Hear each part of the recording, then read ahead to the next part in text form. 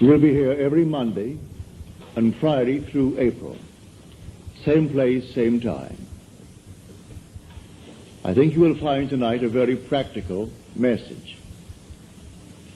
But to understand it, we must go back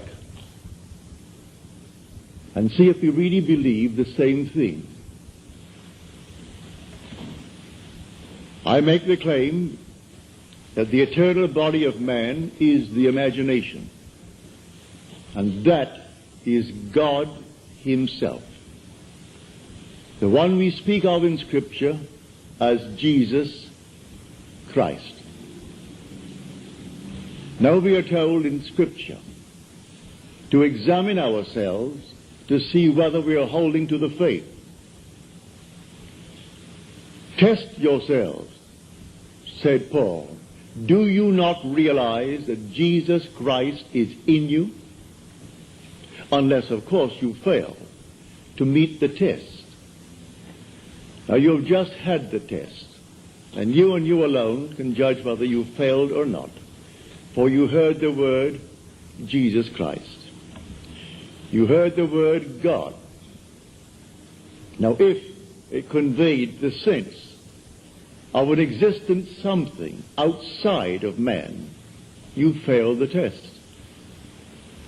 If when you hear the word God, or the word Jesus, or the word Christ, the word Lord, and the mind jumps to something outside of you, outside of man, you failed the test. Now we are told, by him all things were made, and without him was not anything made that was made.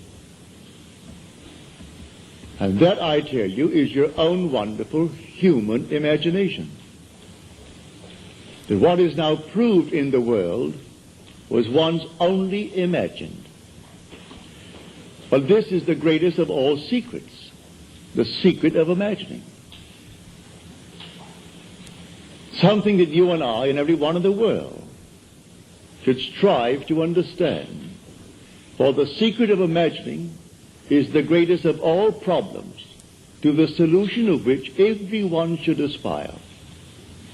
For supreme power, supreme wisdom, supreme delight lies in the solution of this mystery. When you actually discover it, you discover God.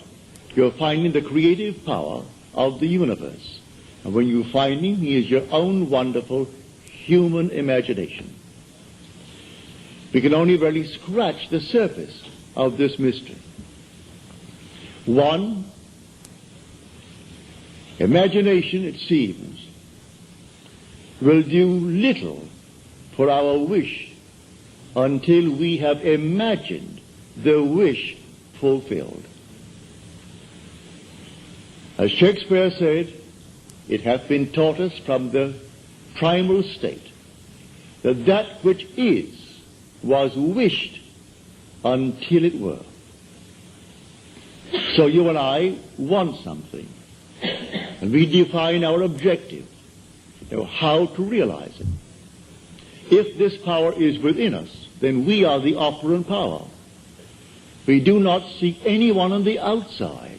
It's simply within us. Well, how do I operate it? If I could put it in this simple little frame, the subjective appropriation of the objective hope is the way to success. It's imagining as if it were true.